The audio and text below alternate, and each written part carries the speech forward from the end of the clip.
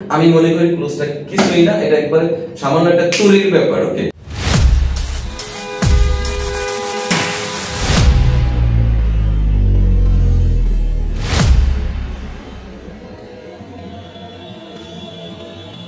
Hello my dear learners, welcome back to the class today.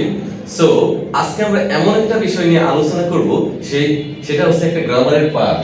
But এটা কি school, college বা ইউনিভার্সিটিতে টিচাররা এমন ভাবে হাইপ তোলে, মনে হয় এটা খুবই ডিফিকাল্ট একটা টপিক।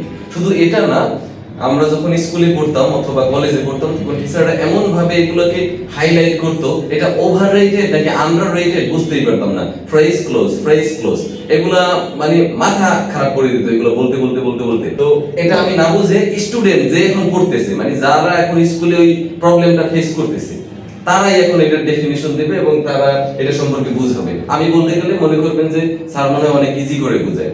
তো এটাই আমি এখন দেখব, এখন প্রিয়াম আসবে এটা বুঝাতে। Okay, thank you. Assalamu alaikum guys. So today I am gonna teach you clause.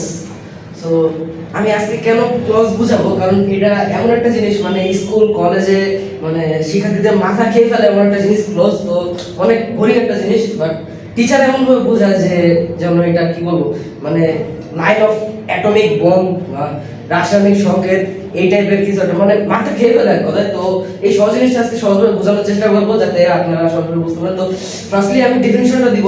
বাক্যের নির্দিষ্ট কোনো একটা অংশকে ক্লজ বলে।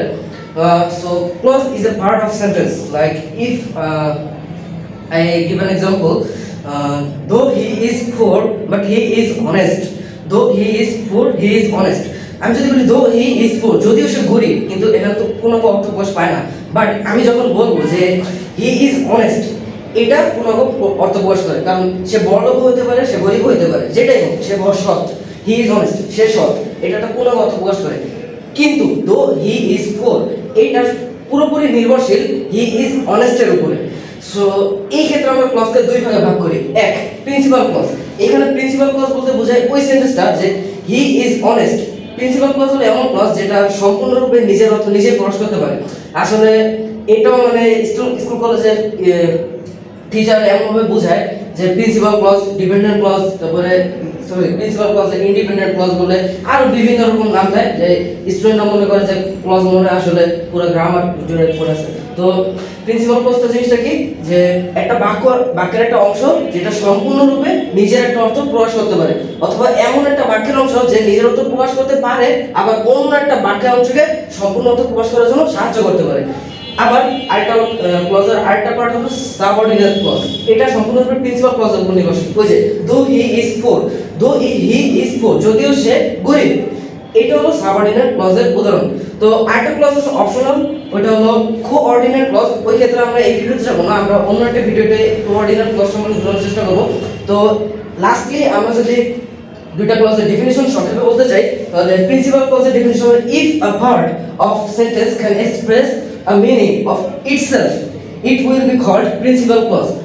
প্রিন্সিপাল ক্লজ এমন একটা ক্লজ যেটা বাক্যের একটা অংশ যেটা সম্পূর্ণ নিজের অর্থ নিজেই প্রকাশ করতে পারে। এরপর সাবঅর্ডিনেট ক্লজ।